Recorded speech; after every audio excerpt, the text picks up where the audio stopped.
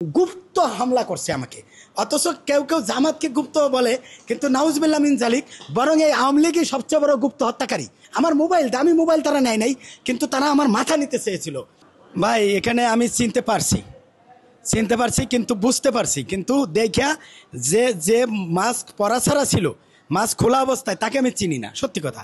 কিন্তু কারা করছে, যারা আমাকে কমেন্ট করে বিভিন্ন সময় রাত 3টা 2টা ফোন দেয়, তার কারো নামও আমি জানি, কিন্তু এখন আর বলার দরকার নেই। এটা তদন্ত, আমি যে জানি এটা তদন্ত করে পুলিশের বার করতে হবে। আমার জানার সাথে যদি মিলে যায় তাহলে বুঝবো যে পুলিশও সংস্কার হয়েছে, এরাও দেশটারে সংস্কার করতে চায়। আর যদি দেখি যে না আমার সাথে মেলে না, তারা গুজামিল দিয়ে একটা তদন্ত রিপোর্ট দিয়ে দিল, তারা দায়সারা একটা দিয়ে দিল, আর আমাকে মারছে। আমার এখানে 3 স্তরের সেলাই দিছে, এটা তা না, বরং 3 স্তরে ডক্টর ইউনূসের সিংহাসন নড়বড়ে হয়ে গেছে। ডক্টর ইউনূস জুলাই যোদ্ধাদের রক্তের উপরে বসে আছে। তো এই জুলাই যোদ্ধাদেরকে যদি ডক্টর ইউনূস রক্ষা না করতে পারে, তাহলে ডক্টর ইউনূসের শ্রীলঙ্কার মতো, এমনকি নেপালের মতো, তার নেপালের রাজারা তো তাও নদী খাল বিলে জাঙ্গে ফুরিয়ে পালাইছিল।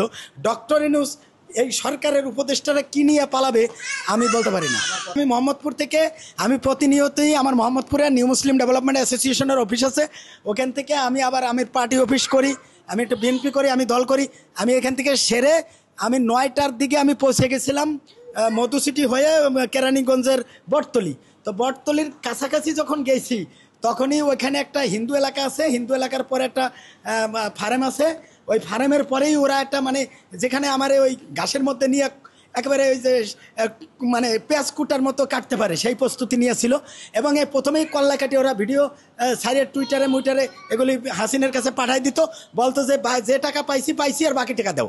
তা আমাকে এসালাম গ্রুপের যে টাকা বরাদ্দ হয়েছে, এখানে বড় ধরনের এক টাকা, এমনকি মনে করেন যে আমাকে আমার মাথার দাম, আবু জেহেলের মাথার দাম ওই জমানায় যেমন ছিল, আমার মাথার দাম viral Khan M A Siddique, আমার মাথার দামও তার চেয়ে বেশি হতে পারে, কারণ কম নাও হতে পারে। বিকজ আমিও হজরত মোহাম্মদ সাল্লাহ সাল্লামের উম্মত, হজরত মোহাম্মদ সাল্লাহ সাল্লামও দামি নবী, তার উম্মতও দামি। সুতরাং আমি যখন ওখান দিয়ে যেতেছিলাম, তখন পথিমধ্যে তারা কিছুটা পথ আটকে একটা হুন্ডা দাঁড় করে রাখছে, আর একটা হুন্ডা বসা ছিল। তো ওখানে আমাকে একজনে অ্যাটাক করলো আর কারো ইশারা দিল। হ্যাঁ, তো কেউ যেন এরকম বলতেছিল যে এই যে 32, তাতে বোঝা যায় যে তারা 100-তে 100% আওয়ামী লীগের। ওই যে 32 যে ভাঙছিলাম, একটা করে বাড়ি দিলে 10 টাকা করে নাকি হয়। তো ওই জন্য ওদের ভগবানের আস্থানা যে ভেঙে, আওয়ামী লীগের ভগবান শেখ মুজিবুর রহমান, হ্যাঁ, ইয়ার ওই ক্ষোভটা তারা মেনে নিতে পারে না। তারা মেনে নিতে না পারার কারণে তারা শেখ হাসিনার এই দেশটাকে ইন্ডিয়ার অঙ্গরাষ্ট্র বানাইতে চায়, শেখ হাসিনাকে আবার ফিরাই আনতে চায়। এই জন্য তারা মানে গুপ্ত হামলা করছে আমাকে। অথচ কেউ কেউ জামাতকে গুপ্ত বলে, কিন্তু নাউজুবিল্লাহ মিন জালিক, বরং এই আওয়ামী লীগই সবচেয়ে বড় গুপ্ত হত্যাকারী। তারা আমি নিজে এটার কয়েকবার তাদের গুপ্ত হত্যার এবং আমাকে আমার মোবাইল, দামি মোবাইল তারা নেয় নাই, কিন্তু তারা আমার মাথা নিতে চেয়েছিল। আর একটা বিষয় হলো, ওখানে যাওয়ার পরে 9টার সময় আমি ছুটে মুটে যাই, আমার জামাটা আমার ছিঁড়ে যায়। ঠিক ওই কথা বাজারে যে আলোচনা করে, বটতলি বাজারে যে আলোচনা করার পরে একটু বাজার করে চালের বস্তা নিয়ে ওইখানে আবার কিছুদিন গেছি, আবার একটু একটা ব্রিজ পড়ছে, ছোটো ব্রিজ, ওনে তো হুন্ডা থামাইতে হবে একটু ঘুরানোর জন্য।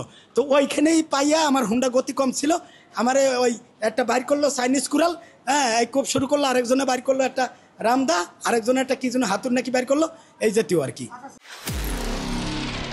নিরপেক্ষ, সত্য প্রকাশে আপোষহীন।